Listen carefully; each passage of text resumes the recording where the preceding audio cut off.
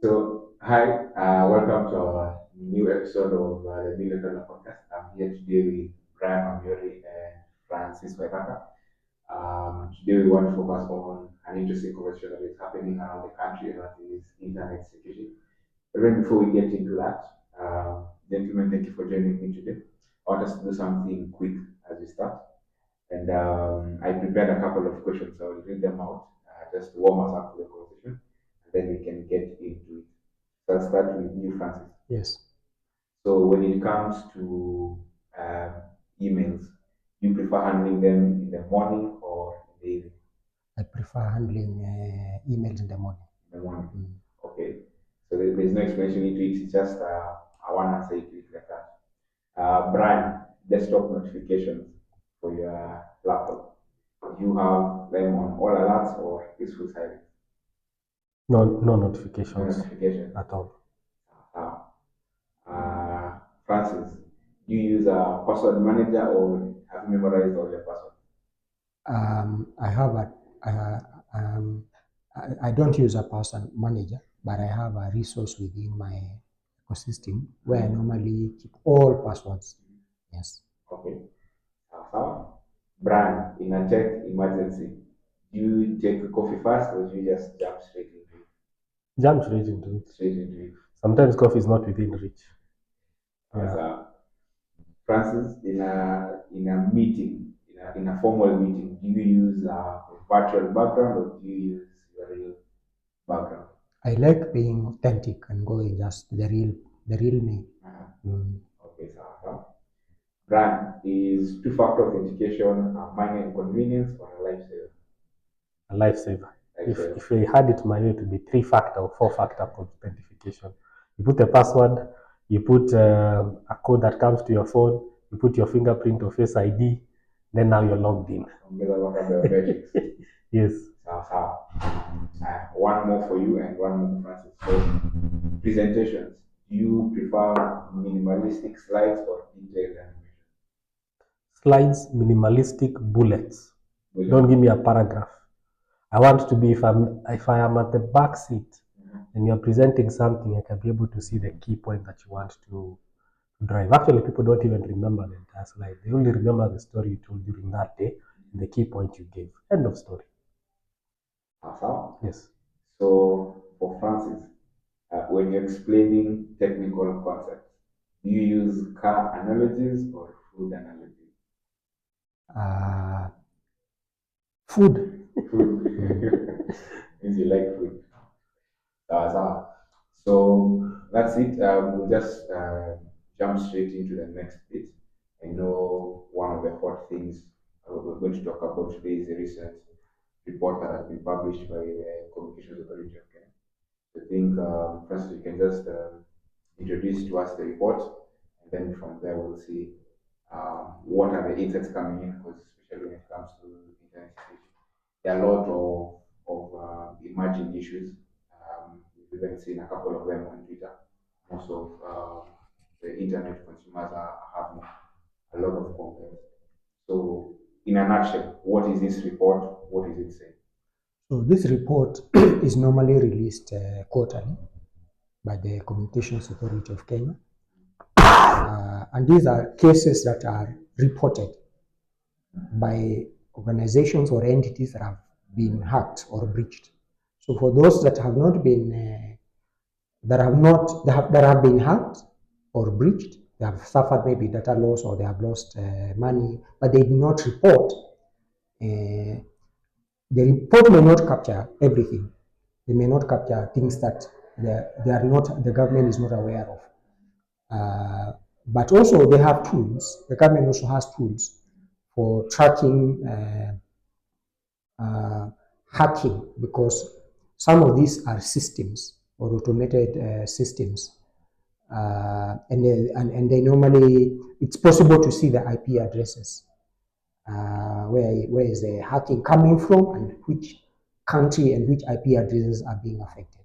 So the government also has something that normal public or even IT people are not able to see, because then they have system that they use to track where hacking is coming from. Let's say it's coming from Russia and it's hitting Kenya, So the government is able to see that. It has surveillance systems to see that.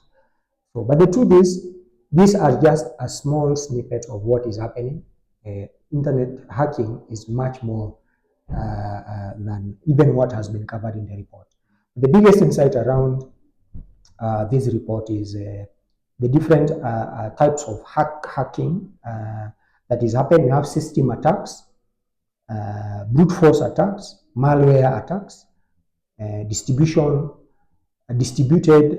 denial of service attacks, web application attacks, and mobile application attacks.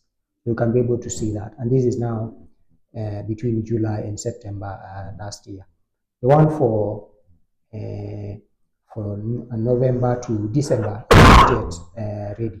But you can see in terms of the trend is pointing to an upward curve.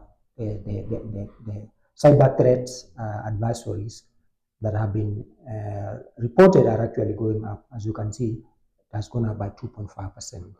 Yeah. But the big idea here is there is no one that is immune to hacking.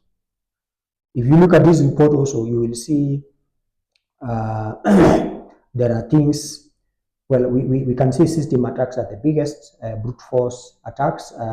As a second, we have malware, we have DDoS, and then web attacks in terms of that order. And I think the smallest one is mobile app attacks. But what I wanted you to see is, or for us to know is, the different layers and the different levels of attacks that are coming in terms of the systems that are being attacked. At the system level, you can see end user devices like laptops, mobile phones, and that kind of a thing. Internet of Things devices, web applications, networking devices like routers and other things that normally are available in Wi-Fi's. And then the top affected industries are ISPs, or internet service providers, cloud service providers, government agencies, and academia, and universities and all that. Then if you look at the top targeted exploits, they are explained here in a very technical language. I don't have to go through it. But what you will realize, the trend is there is no one that is immune. Whether you're talking an end user at a personal level, someone who has a Facebook page, uses a Facebook mobile app, and has a mobile phone, they can be attacked from that level. Or someone who is working in an office, a corporate office, as a teller, for example, in a bank, or someone working in an organization, they have a computer, they have a desktop or a laptop, they can be attacked from that level. The network can be attacked, yeah.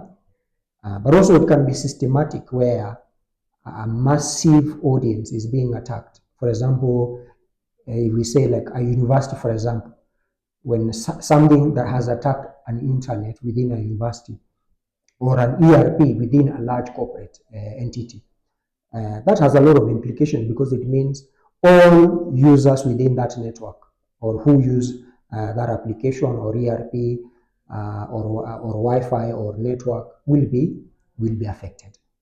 Yeah. So the idea here is the attacks are, everybody is vulnerable.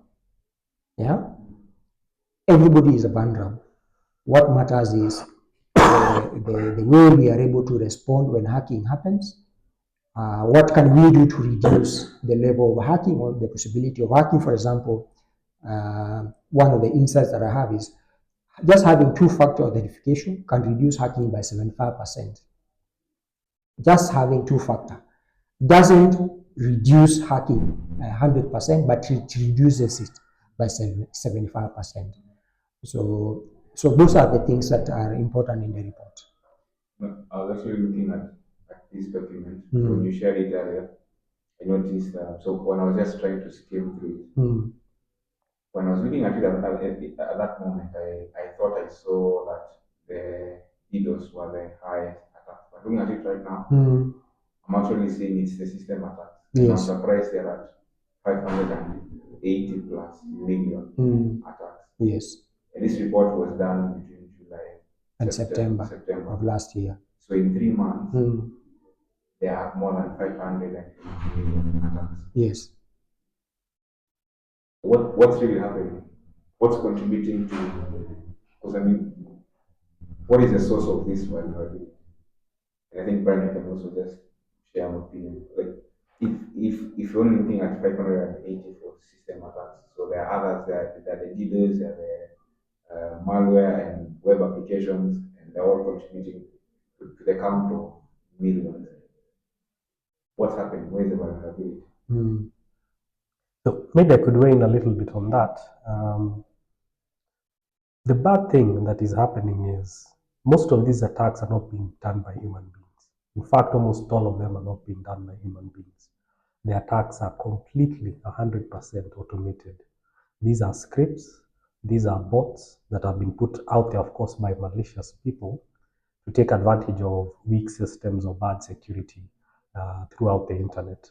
So these are, for the longest time we've been saying, long gone are the days where we used to use the same password in every platform.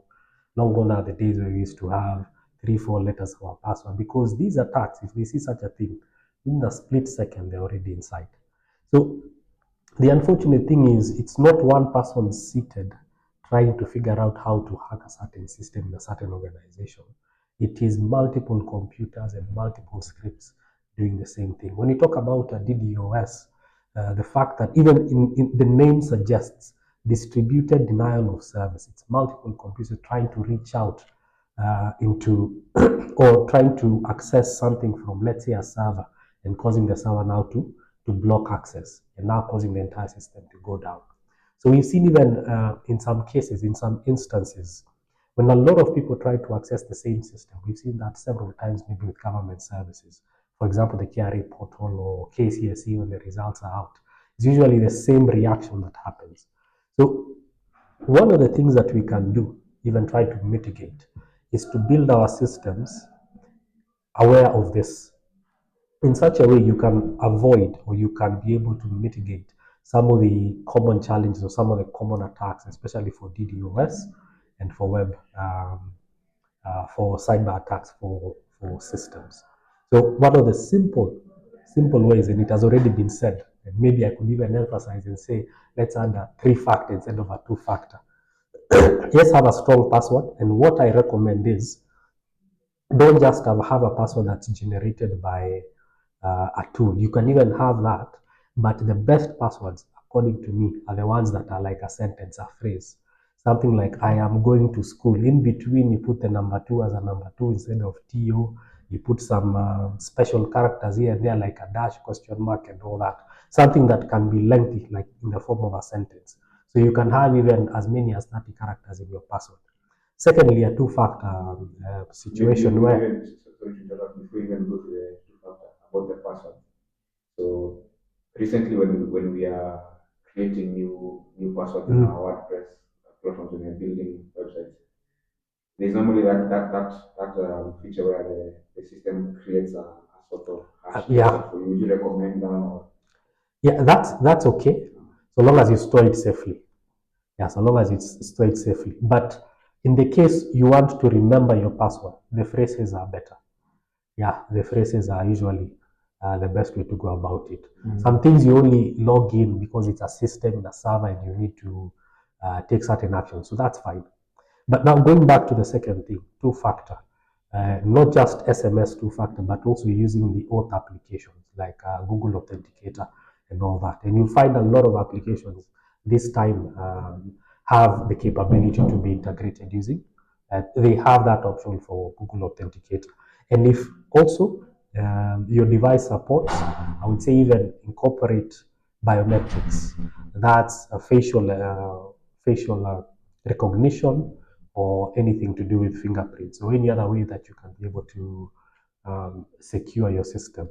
So at least when you put those several layers, you've mitigated and you've been able to avoid some of these challenges. But also, one of the things that we need to say, the hacks that are successful happen because of some sort of human intervention. So yes, it is a human being who is generating the script so that they are able to hack you and encrypt your data and ask for Bitcoin because they've encrypted your entire system. But on this side, before that happens, the loophole in most cases, it's human driven. It's either someone who shared their password in a way that they should not share, so in a way that can be able to be read via the internet, for example, or the loophole came via their operating system or via another means that is not related to the system.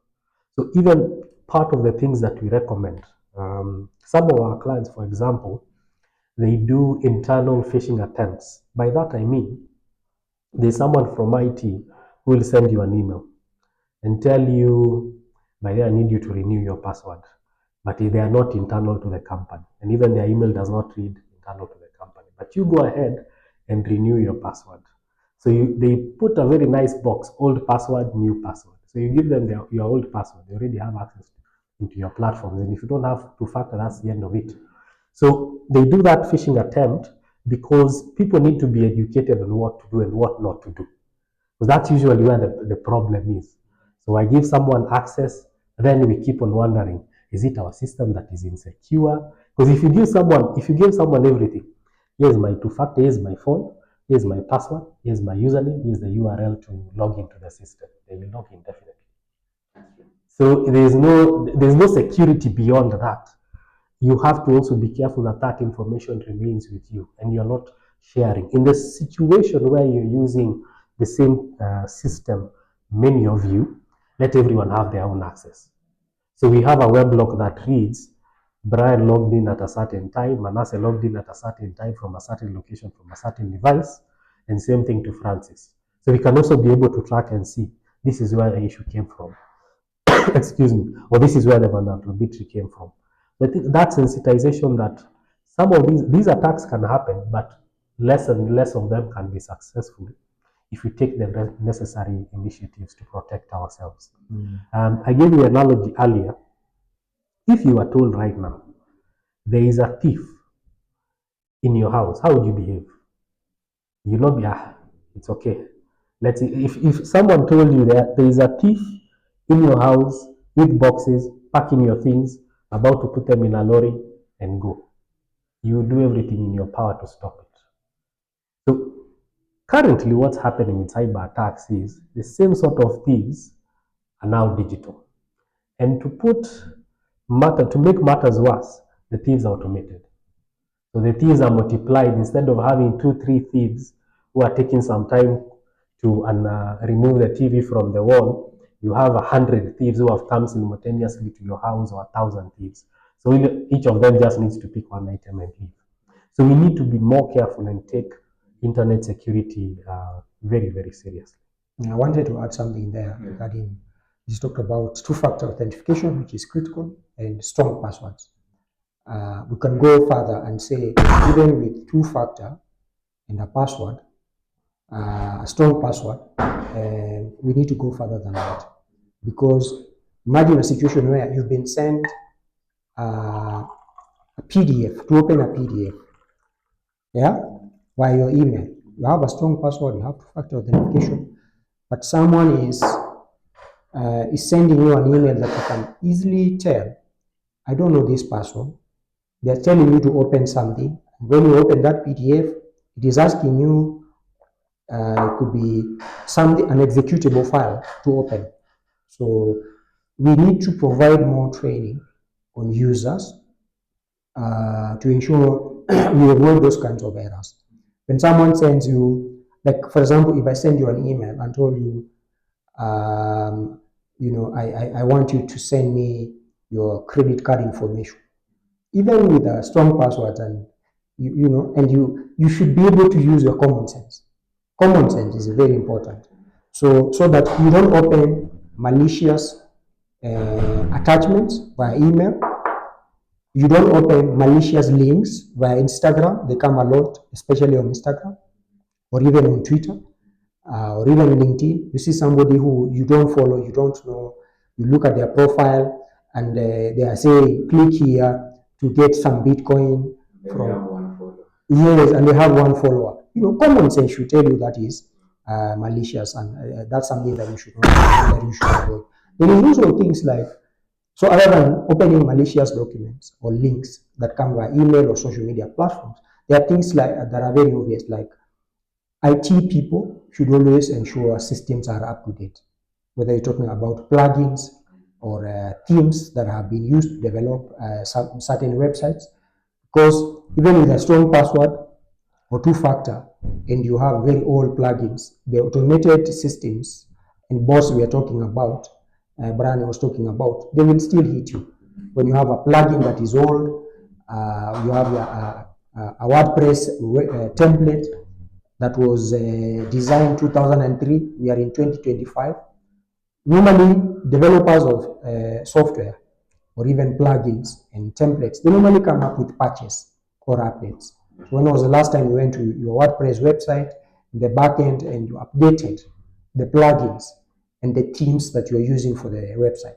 If it is software, for example, that or ERPs, they are always updated.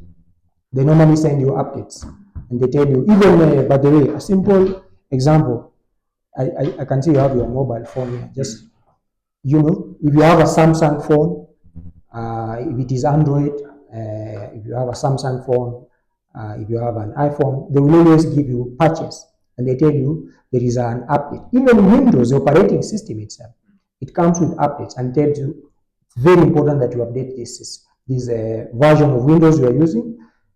They call them patches, and you can see there are many, but honestly, it is not good to ignore them. You need to update even with a strong password and two-factor.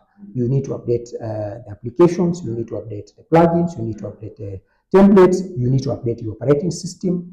So there are a lot of areas. You need to update your browser, the Chrome browser or the Firefox browser you're using. It can also be a source of vulnerability, and you need to keep updating, because when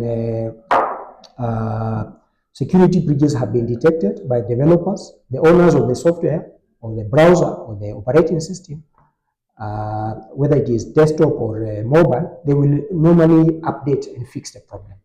And I think when you're talking about updating the plugins and those systems, I've just remembered that especially for the guys in tech, we're coming from this environment where, as tech people, if a system is working, we don't want to touch it because of the fear that if you touch it, it might break.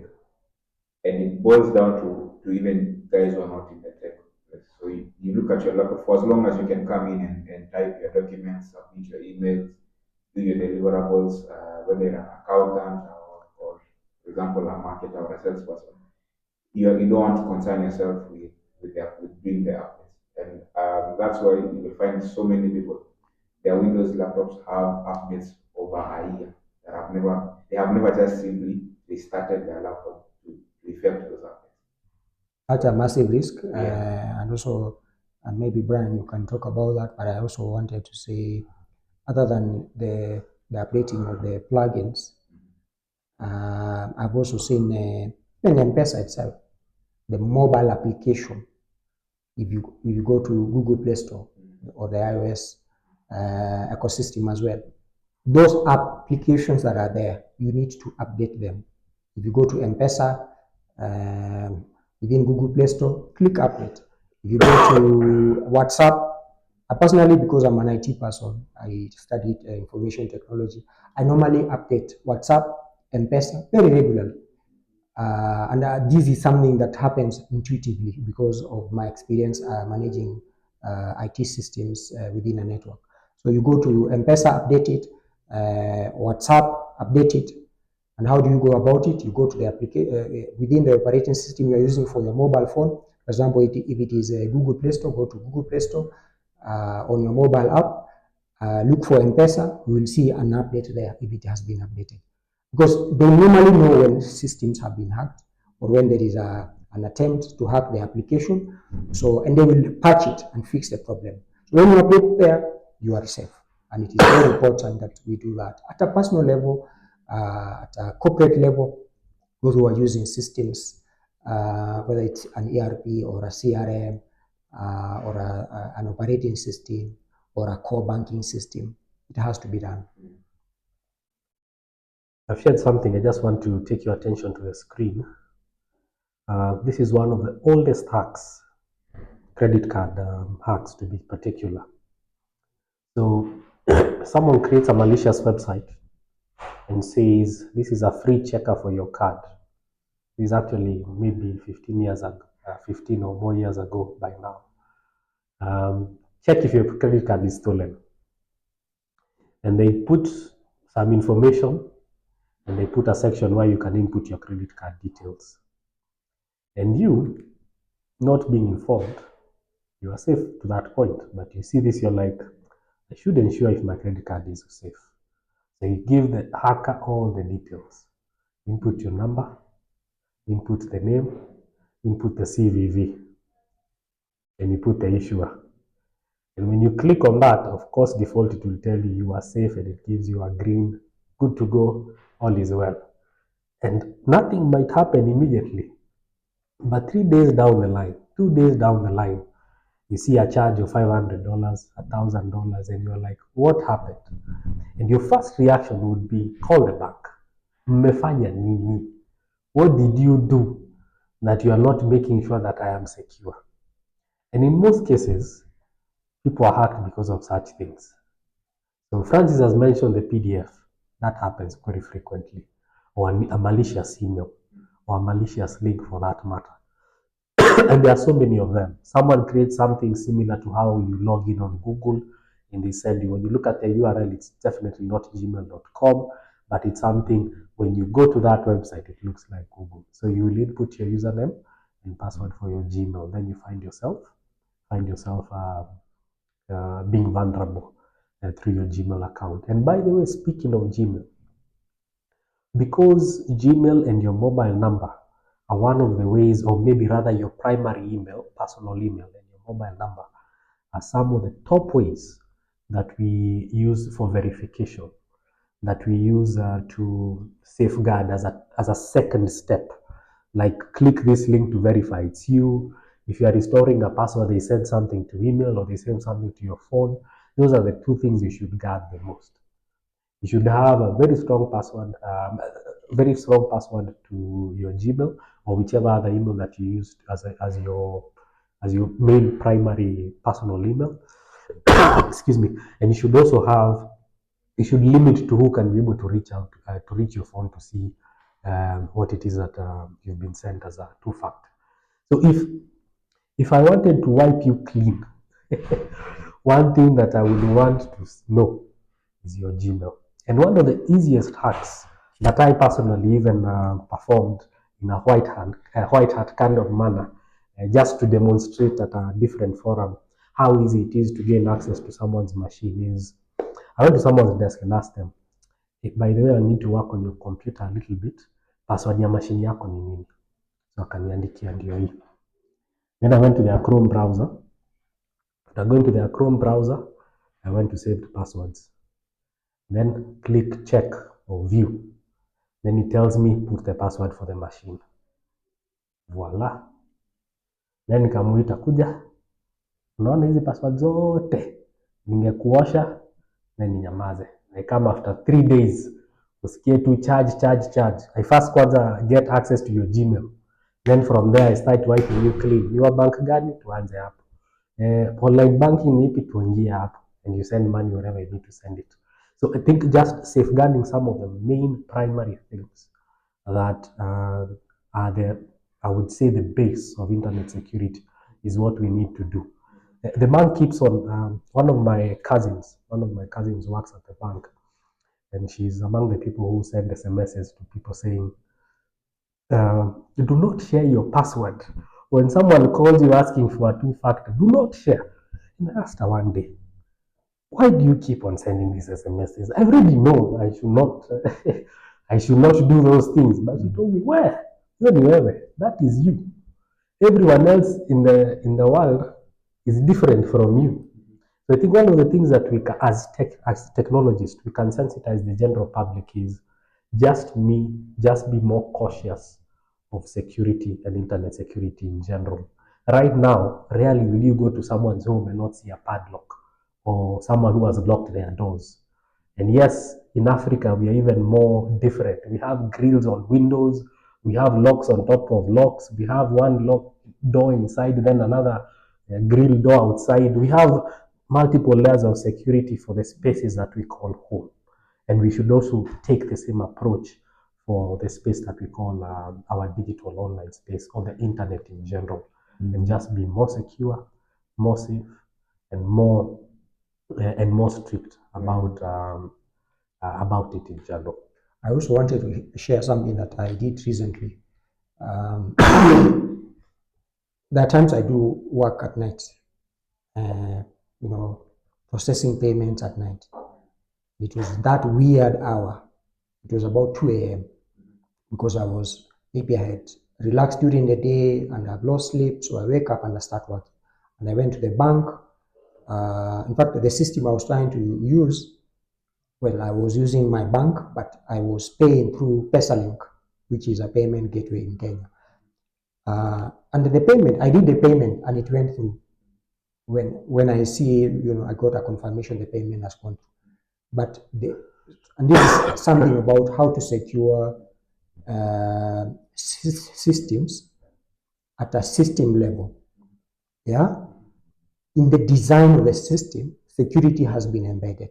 So what happened is that transaction did not go through because PesaLink detected this is you've never done a transaction at 2 a.m. and we suspect this is an illegal transaction. So after like 17 days later, someone reaches out and said, you know what, I have never received the payment that you said you did. Are you sure? I actually sent to them the transaction confirmation from PesaLink that the payment went through. But when I went now to the online banking system to check what happened, I saw the payment went and was reversed after realizing it was a weird transaction. So the payment never went to the ideal person, to the targeted person. And it was not an illegal transaction, it was a legal transaction. So there are behavioral system design things that you can do at the system level, where, for example, if you don't travel a lot and a suspicious transaction is happening in Malaysia, for example, the system should be able to say, oh, by the way, Manasseh never travels. How come this massive transaction has happened from Malaysia? So if the system has been really designed properly, it should be able to detect this as abnormal. It's an outlier kind of transaction, or weird hours like the 2 a.m. transaction that I was doing. I had to go back and resend the transaction to the person I was sending money to at the right time, and it went. And they confirmed, you know what, I have now received the payment. And I liked that design of the PesaLink system from the system level. The security has already been figured out. And we are now seeing trends where now systems are being designed to that level. AI in cybersecurity will be very critical so that the AI system is able to learn from your behavior, and they know from where you normally do your transactions, the time that you normally do your transaction, and when they see something that is outside the normal, they are able to prevent the transaction from happening. I wanted also to talk about something we've not talked about, antivirus solutions. If you look at Android, it has a security by default. From an operating system level, there is an antivirus partnership that Google has, or the Android has, with a very big supplier of internet security. So it doesn't remove hacking 100%, but from the system level, they are secure. Yeah. So, and I'm sure even Apple, they have a partner who provides the operating system security. So antivirus can be very important, even from a Windows. Those people who use Windows operating system, you will always find it is good. You have a password, and not a password, but an antivirus to secure the operating system from that level. One other area that I've seen hacking happening a lot is Facebook and Instagram, but specifically Facebook, for people who do advertising on Facebook and they manage Facebook accounts and they manage Facebook Ads Manager or the Facebook Business Manager. You need to add not just two-factor at your personal account, but also at the business manager level. So if you go to business manager on Facebook, this is a profile that allows you to manage multiple accounts. You should force, there is an option for force everyone who is accessing Facebook or accessing this admin or is an admin of this account to use two-factor. So there is two-factor at a personal level, but there is two-factor now for all admins when they are trying to access that account or that page, that Facebook page. It could be for a business. They are forced to add two-factor for a second time before they do anything. That's a very important thing because it secures Facebook profile, but also it secures the Facebook business profile again. So that, and the trend that is currently happening is you get a notification from the bank telling you you have done this ad and this money has been removed, that has been spent. But if you look at it, it's not from Facebook, the way you know FACEBOOK. The message is reading FACBK. The spelling for Facebook is misspelled. And you can automatically detect that this is a malicious transaction because maybe you have not run even the ad. And also you don't have a Facebook ad that you are running, or you don't manage a Facebook page. So immediately when something like that happens, first thing is to call the bank to stop the card. The second thing is to go and change your credentials on Facebook or the ads manager that you manage. Make sure you change all passwords and also tell the admins of those accounts to change. The last one that I wanted to mention is access levels, even for developers. Not all users should have the same access levels. We have the super admin. We have different levels and layers of security. So that, and this is not to demean internship. Someone who is doing an internship program at your organization, they will be there for a month or 3 months. What level of access do they have? What systems can they be able to access? So you don't give such a person very high level access. You just give them basic level access, read only, for example, for sensitive information and that kind of a thing. So whereas so there is a super admin, there are different users in different layers depending on seniority and the nature of work that they do. So that you could be, for example, head of marketing. You are a senior person, yes, but you have no access to some systems. You cannot create users and delete users for a system. So that level of access is also very important. And I'm sure even Brian can talk more, especially at the developer level when you are developing system, the way you can create different levels of access and give only relevant users access that they need, only for the resources they need. Yeah, so that you don't give everyone access for even resources that they will never use. Yeah, let me just add a little bit to the Facebook, Instagram conversation. I think going back to your point on access, definitely that's very applicable there. There should be a user who only accesses, I'm able to post, I'm able to create an ad.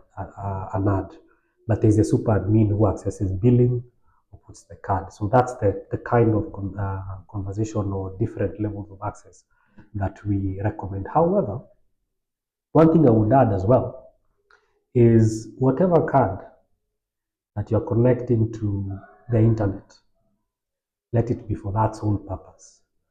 And secondly, never load an unlimited amount of money. If you know your monthly budget, for example, on Facebook, on Instagram, is 100 shillings, do not load 1,000,000 shillings. Do not connect that Facebook account to your current account.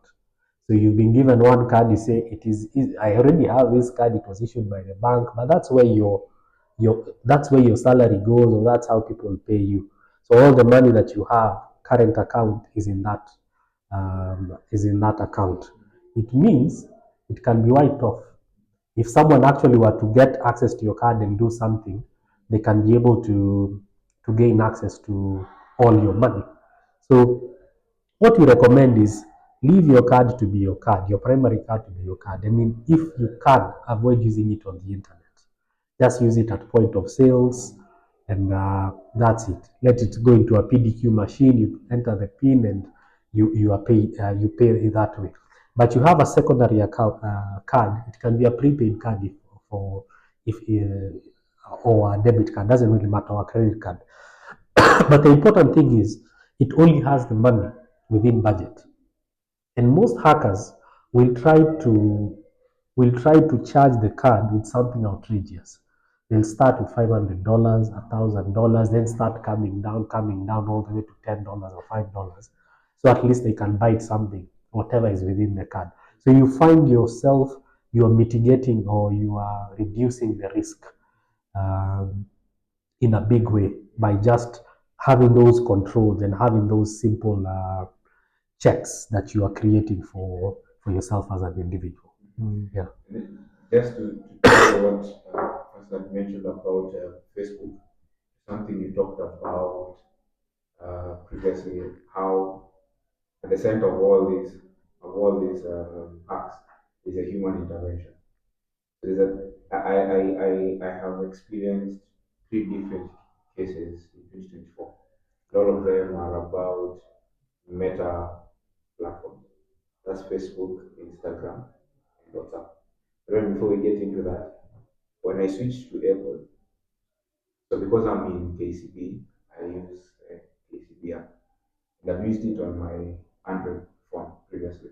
Mm. So I will just go in and send the money directly to my M-Pesa and then from there proceed with whatever I'm doing. But when I switched to Apple, I noticed when I follow through the same process, before the money hits my M-Pesa, they send me an OTP. It goes through for every transaction. Every time I send money from KCB to my M-Pesa, there's an OTP that is automatically sent to my phone, and I have to enter it for that money to go through.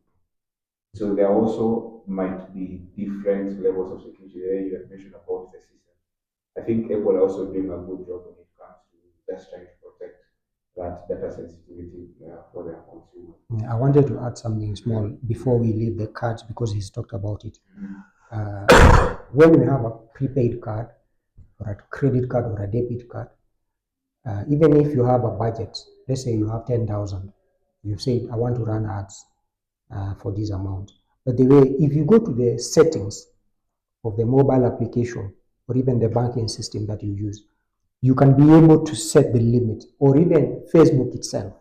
If you go to the billing section, it has an option where you can say, what is the maximum amount I can ever use for a campaign or on this account completely. So there are also controls to that level. Where you can say, you know what, I will never run ads beyond 10,000 shillings. And this account should never go beyond that limit. So even if someone has been able to compromise the Facebook mobile application, or they have been able to compromise your card, they will be limited on the amount that they can go beyond because you have set. And a lot of people don't know that. If you go to your Facebook, if you manage a Facebook page or an Instagram page, you go to the billing section or where you normally set your ads for, and you go to the settings, you'll see you can set a limit for the account or for the duration of the campaign or for that entire account. I mean, when I talk about I mean the Facebook business manager account. Like you can say the limit I can never go is 10,000. When you exhaust that and you want to run ads, you just increase depending on the needs that you have. But also, I personally use the StanChart account when I'm doing online payment, and also the app itself for StanChart has that option where I set a limit of how much money can be deducted for a campaign or for an advertisement, and that's a brilliant move to secure your systems as well. Yeah. Interesting. So about that experience, the first one happened with my mother. So one day I'm in the office and then she calls me. She tells me, no, even before she called, I saw we in a couple of groups as a family. So I start seeing some funny messages from my mom. And then I'm now curious, why would my mother be posting such kind of messages in groups? So I texted her, uh, is your account hacked? Because I knew when I saw that, I knew that that can't be my mother. So I asked her, is your account okay? Then she did not respond. Then shortly she called me to tell me that hey, something is wrong with my WhatsApp. I cannot access it anymore. So she asked me to now go into those groups and tell that means to remove her because her account is compromised. So I asked her what happened. And she tells me that she was in a group, and inside that group somebody called her via WhatsApp, a voice call, and it was a gentleman. And that gentleman told her that his phone has been temporarily locked, and he has been asked to share contacts of people he has had communications with or people he is in a group with. So because they're in the same group, he decided to reach out to her. So shortly there will be an OTP that will be sent to the mother's WhatsApp. The mother should forward that OTP to him so that he can be able to recover his account. The moment she did that, she lost access to her account. Personally, when I was a small, I just remember when I was a small boy, I used to, when Facebook just came, I was very excited about Facebook, and I had an account. And I built my account up to when I was in secondary, had very nice traffic. But then I lost it to a similar case. Somebody also reached out to me in the same manner. I've lost my account and I've been told to reach out to people who I'm in communication with. And I also sent the OTP. That's how I lost the account. So two other people are still also reach out to me in the same case. So I think it's very important, just as you mentioned, sharing those OTPs with people is. The brand talked about securing your Gmail and your mobile number. So for the Meta and also the social media platform, that OTP is very important, and that's why your relative is sending those messages on a daily basis to people. Because somebody like my mom disregarded such kind of one action, it cost her. So I think it's so very important that don't share an OTP with anyone unless you are actively aware of why that OTP is being requested. An OTP is very personal, and there is no way you should share it with anybody. And also on WhatsApp hacking that you talked about, you can see this is like social engineering that is happening. So there is social engineering that is very common, where someone is using just psychology to hack. They are not even using a system. They are just calling you. I have experiences as well, especially in real estate platforms or real estate listings, where you go to a website, you find a property, it's available, you make a call. I have personally experienced this, but I am an IT person or a bit IT savvy or tech savvy, and they could not compromise me. So I was looking for a property, I found the property, and the person who has created a profile, it looks legit. Photos, beautiful, everything. The landscaping in that place, a very nice property. And then you call the number they have provided or start chatting with the person. You can see here, there's no link that you are opening, there is no OTP they're asking. It's a fake profile that has been created for a property that is on sale. Yeah. So I went to a level where now the person who says I am the owner, in fact, the person I contacted, they said they are the agent. And now they gave me the contact with the owner. And the owner said, I'm available, the property is at this place. But the whole day, I've had a site visit today. A lot of people came to the property and they like it. And by tomorrow morning, it was like evening, around 5. Tomorrow morning, that property will be gone. The only thing that can save you, you send me a small amount. It doesn't have to be a lot, just whatever you have. And I told her, you know what, I live in Nairobi, Kenya, and I'm an IT guy. There's no way I can send you money for a property that I have seen online.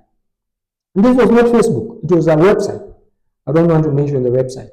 So when I saw that, I went further and now investigated that website.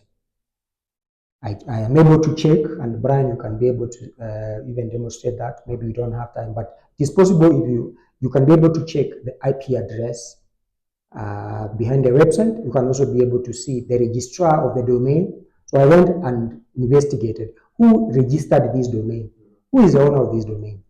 I discovered it is from Nigeria. Within a minute, I knew this is a website that has been created, and a lot of Kenyans are falling for it because it's very famous and it ranks number 1 in Kenya for some properties. So that is also another level of hacking. That is social engineering kind of. There's nowhere you are being asked for a password. There's no link you are being told to click. You are actually finding a profile that has been created in a listing. The photos are there, beautiful. There is a mobile number, there is a WhatsApp to chat, but you are chatting with a fraudster. Yeah, and that is not a person who will ask for a payment. They are very clever. They now connect you with the landlord. I'm an agent, I'm located in this place, I'll connect you with the landlord, call that landlord. But it is now a team of people. In fact, in that website, I discovered there are many, many profiles that have been created in that manner, or listings within that website for that purpose, for social engineering, for hacking, for fraudulent transactions. Yes. That's organized crime. Organized crime, Yeah. exactly. If we give you all the case studies, we'll be here till morning. Yeah. We'll be here 24 hours later.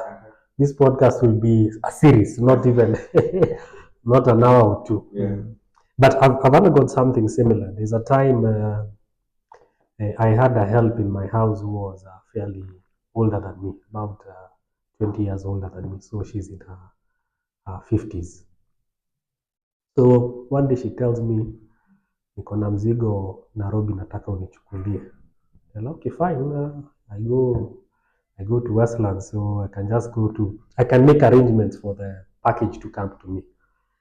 Then she told me I have a boyfriend in America who will send me the gift. So I didn't want to give her bad news immediately. But I told her I'll take action. So even before I did the investigation, I had called the number. Then wakaniambia, your package is in Mombasa, but you have to pay for shipping for it to come to Nairobi and it will be delivered to your doorstep. I told them, what package? Oh, the one that was sent by so and so. Okay.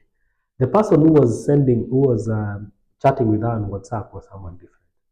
The person I have called has a Kenyan accent, a very Kenyan accent, and definitely they are not in Mombasa. They could have 100 or 200 SIM cards in a bed sitter somewhere, and they are just making calls to as many people as they can, or they are waiting for someone to be gullible so that they can cheat them. And unfortunately, for the elderly, for the people who are a bit mature in our society, are the ones who are hardest hit. So we need to educate them the more. But anyway, going back to the story. So I think the hardest thing I had to do was sit her down and tell her there is no gift, because there was money in the package. And he was using very sweet language, sweetie, honey. So even reading those messages was comical for me at that time. But at the same time, I'm trying to compose myself because she's at an emotional state. I was expecting a gift, now I'm expecting no gift. What has happened in between? But this person just wants you to send that, tuma hiyo kidogo ya kuweka nyumba, tuma hiyo kidogo ya kutuma mzigo hadi kwako. And they're not asking for much. It's usually 2, 3, 4, 5, 10,000. They're not asking you for 100,000 or a million or a billion for that matter. They just want to take something away from you. And definitely, if you go to social media, those kinds of hacks, or rather those kinds of ways that people are conned in general are very many, even the internet aside. Nairobi is Nairobi. So we can close by saying we just need to be more careful. Yeah. And also when a deal is too good, like someone is telling you this property is available, you are the only one who can benefit if you send a deposit. Why only me? And yet you had 10 people who did a site visit. So when a deal is too good, or when someone tells you have won 50,000, you have not entered into any competition, that's a red flag. Also when there is inconsistencies in the story or in the narrative. So when you see inconsistency in the story, they had said about this location, Nairobi, now it has moved to another town or another different place. Or when the things look very, very nice and very beautiful and super, like they look incredibly good, you should question that deal. If you are here, 1 bedroom in Westlands, 10,000 only. I'm not really lost money. I've lost 30,000. Wow. Yeah. So definitely a 1 bedroom in Westlands is it's not possible. Yeah. So there is something. When it's too good, it's not you who is lucky. It's you who's unlucky. Mm. Yeah. So as we wrap up, maybe two final questions, one for you, Brian, and one for you, Francis. So we can start with you, Brian. I'll also just tell you a question that you can interpret it as Brian is giving his perspective. So, given that you've been around for more than 30 years, probably you've seen the internet come, and you are Manasseh, the first people to use it. Um, you've interacted with systems from the early 2000s up to now. What would you say, in your opinion, in your perspective, is the future of internet security with the way things are going? It's because of the emerging technologies, in AI to be specific, both arms of security will be strong. The bad side, meaning whatever it is that hackers are doing, they have the same resources and they have the same technologies that people who are trying to stop them have. So you find that these things will be growing together, and it will reach a point where if one slows down more than the other, it will swallow the other. So it's just to sensitize, and even part of this conversation is to sensitize people to be more aware and cautious, and just to pay more attention to internet security. So these things, as we go along, back in the day, even not just internet, even with airports, you remember once upon a time we used to have a waving bill. Now we don't. Yeah. So things have changed security-wise generally.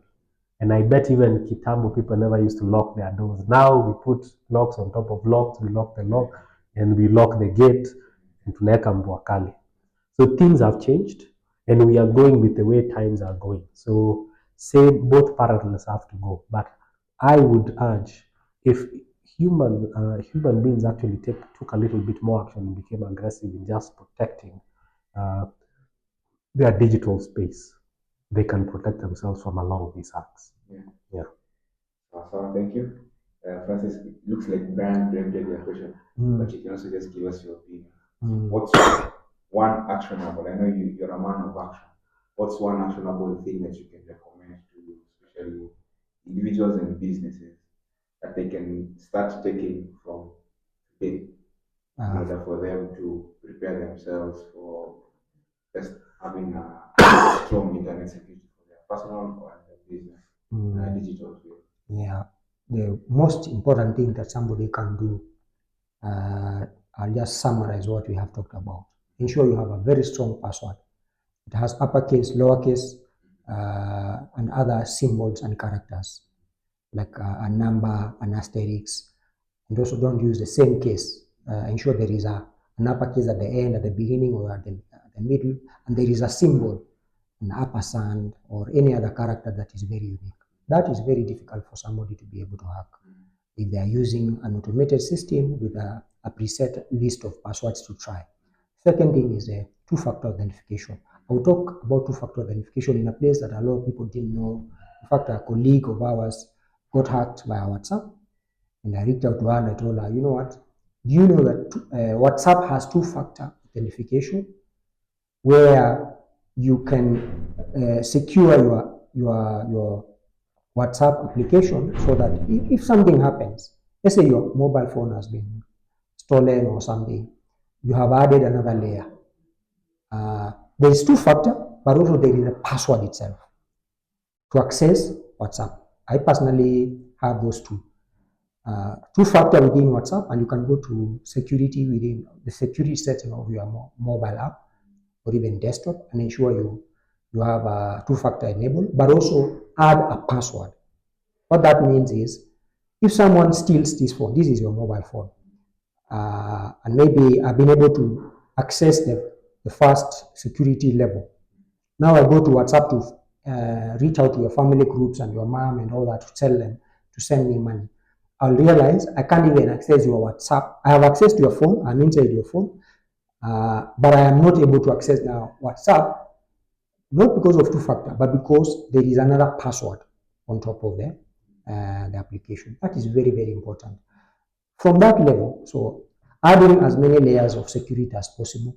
Those people who use their mobile phones and they just use, you know that thing, what do you call it? The pattern. The pattern. Oh, that is the easiest way to get hacked. Very, very easy. Someone seated next to you in a boardroom, in a meeting, in a public transport, at the airport, in a plane, in a bus, somewhere, or in traffic, or in a banking hall. They are able to see the pattern and be able to get it.